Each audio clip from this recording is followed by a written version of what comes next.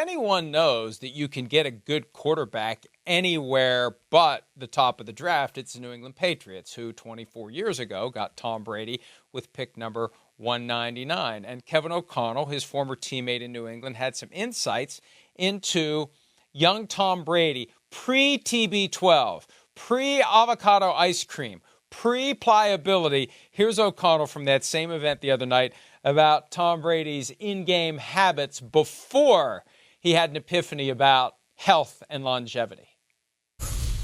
Tom Brady was the 199th pick in the draft, almost lost his job twice at Michigan. And his rookie year, actually, he told me a story one time because he said he loved going to San Diego to play at the old Qualcomm Stadium because the hot dogs were really good. And I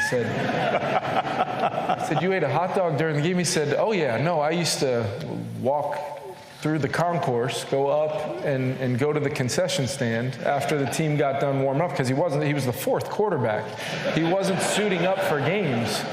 He'd go up, get a hot dog and a Pepsi and enjoy himself, and then come back down to the field for the game. Hot dog and a Pepsi for Tom Brady. The good old way days. Back when. Oh, and then you become the starter, right?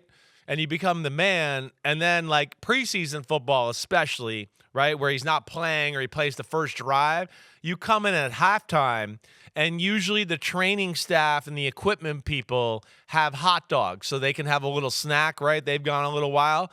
And the quality players or the starters who aren't playing anymore, you always know where that is. So, like, if you're the starting quarterback in a preseason game, you walk in the locker room, you know where preseason hot dogs are going to be, and you're going to go back into that little room and, man, have a hot dog, in the locker, or as you're walking on the field for the second half and you're watching all the other guys stress out that they're trying to fight for their job in the third quarter of the preseason game. Man, nothing beats that. That's like football glory days right there. That's some glory hole right there. It's amazing.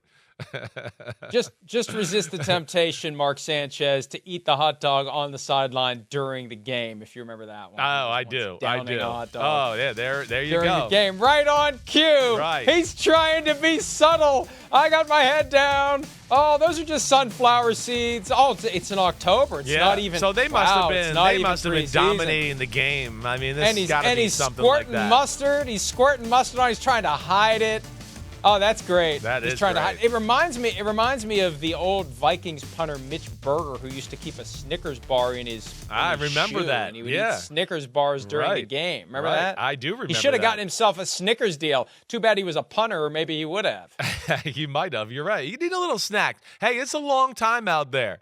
So, again, you think about pregame warm-up, okay, all of that, into the game. And, of course, you haven't eaten a long time even before pregame warm-up.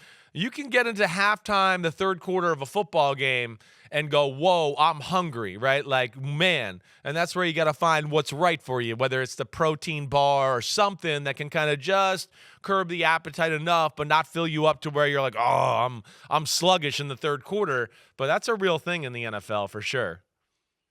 Years ago when I was helping coach one of my son's youth baseball teams, I believe we had a right fielder who had a hot dog that he had in his glove, and he was eating it out during the game, which, you know what? Good for him. Yeah. I didn't think of it. I used to be stuck in right field. You know where right field is in youth baseball? That's the place where they put the kid who can't play, and I owned right field back in the day. That was my spot, and I just prayed that the ball would never come my way. And, of course, I'd get distracted. I'd be looking around, and then the ball just whizzes right by me. Oh, of course. Which, you were that inevitable. kid. You were that kid. Okay. Oh, I was that kid. Yeah. I'm still that kid, and I'm proud of it. Hi, it's Mike Florio. Thanks for watching PFT on YouTube. Hit subscribe for the latest news and analysis from Pro Football Talk.